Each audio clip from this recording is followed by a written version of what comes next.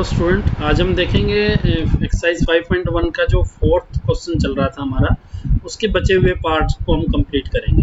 तो 8th part तक हमने लास्ट वीडियो में कंप्लीट कर लिया था। अब देखते हैं 9th पार्ट को।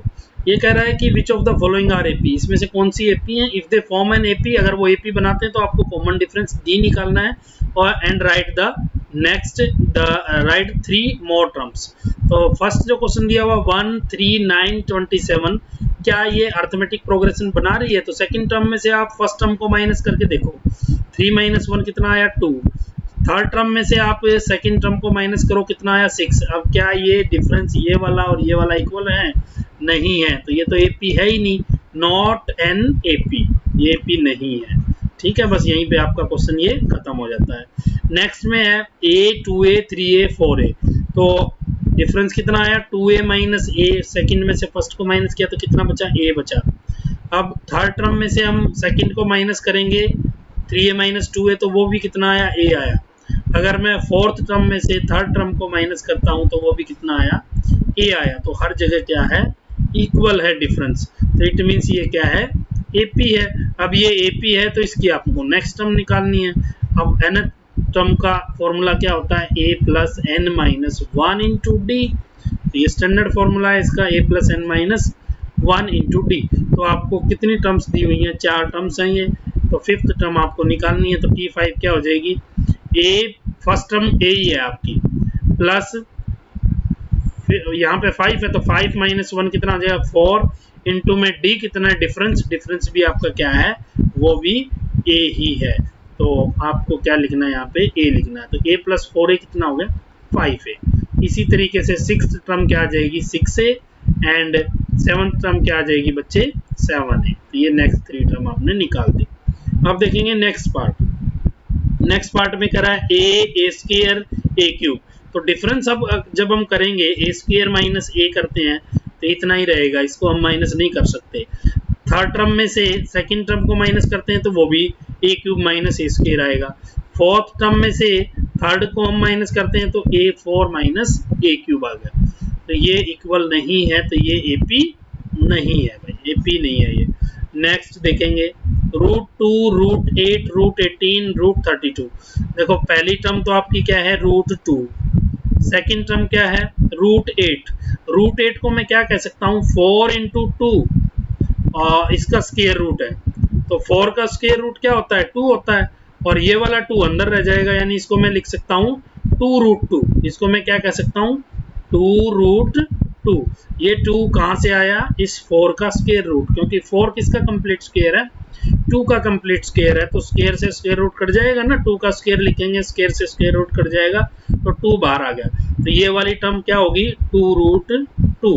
नेक्स्ट टर्म क्या होगी √18 है। तो √18 को मैं क्या लिख सकता हूँ 9 2 जा 18।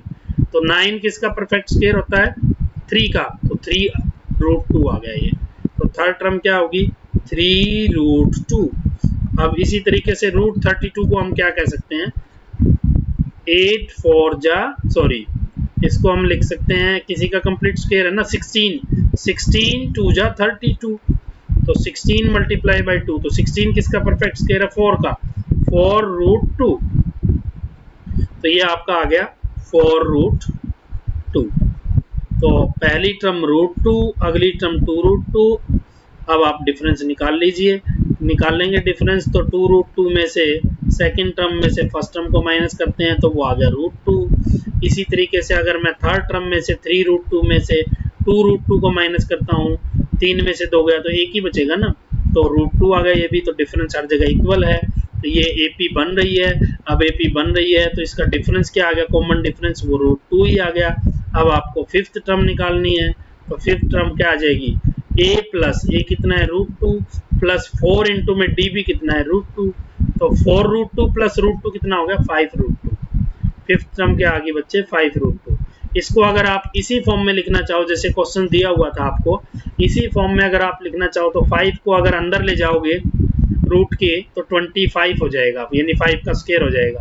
तो इसको आप 5√2 को आप 25 अंदर चला गया तो 25 2 जा 50, √50 भी कह सकते हैं, या इतना भी छोड़ दें तो भी कोई बात नहीं, अगर ये लिख दें तो ज़्यादा बेटर रहेगा। इसी तरीके से सिक्स्थ टर्म क्या आ जाएगी, a प्लस 5d, 5d मतलब कितना है, √2 है, तो ये कितना हो गया 6√2। अब 6 को अगर आपको अंदर ले जाना है तो 36 हो जाएगा, और 36 का अंदर मल्टीप्लाई होगा तो 2 से 72 हो जाएगा। तो आपकी ये इस तरीके से आप नेक्स्ट टर्म निकाल सकते हैं। अब हम देखेंगे अगला क्वेश्चन, इसका 13th पार्ट, √3, √6, √9, √12, ये AP है ही नहीं, इसके में डिफरेंस जो है इसका करेंगे तो √6 माइनस √3 लिखेंगे, इसका करेंगे तो √9 को हम क्या कह सकते हैं, 3 कह सकते हैं, 3 माइनस √6 ही रहेगा। ये डिफरेंस इक्वल नहीं है तो नॉट एन AP, इसका तो यही आ जाएगा, नॉट एन AP। ठीक है बच्चे, अब नेक्स्ट पार्ट पे आ जाते हैं। 1 का स्क्वायर क्या होगा 1, 3 का स्क्वायर क्या होगा 9, 5 का 25 एंड 7 का 49, इसी तरीके से चलता रहेगा। डिफरेंस इक्वल है ही नहीं तो ये भी आपकी AP नहीं है। नेक्स्ट पे आ जाते हैं, 1 का स्क्वायर हो गया 1, 5 का स्क्वायर 25, 7 का स्क्वायर 49 और ये कितना है 73 एंड सो ऑन। तो देखो सेकंड और फर्स्ट टर्म का डिफरेंस कितना है, इसमें से इसको मैं माइनस करूंगा तो 24 आएगा, इसमें से इसको मैं माइनस करता हूं तो भी 24 ही आता है, और इसमें से इसको मैं माइनस करता हूं तो भी 24 ही आता है। तो ये AP है। ये क्या है, जो गिवन टर्म्स हैं वो AP में है। अब AP में है तो आपने अगली टर्म निकाल लीजिए। तो यहाँ पे डिफरेंस निकालना था, वो आपका क्या आ गया 24, और फर्स्ट टर्म आपको पता ही है वो कितनी है 1 है। तो आप फॉर्मूला लगा करके फिफ्थ सिक्स टर्म निकाल सकते हैं। फिफ्थ टर्म क्या होगी a प्लस 4d, और सिक्स टर्म क्या होगी a प्लस 5d, और सेवन टर्म क्या होगी सिक्स टर्म होगी a plus 5d and seven term हो जाएगी a प्लस 6d। तो यहाँ पर आप a और d की वैल्यू पुट करके ये फाइंड आउट कर सकते हैं नेक्स्ट टर्म।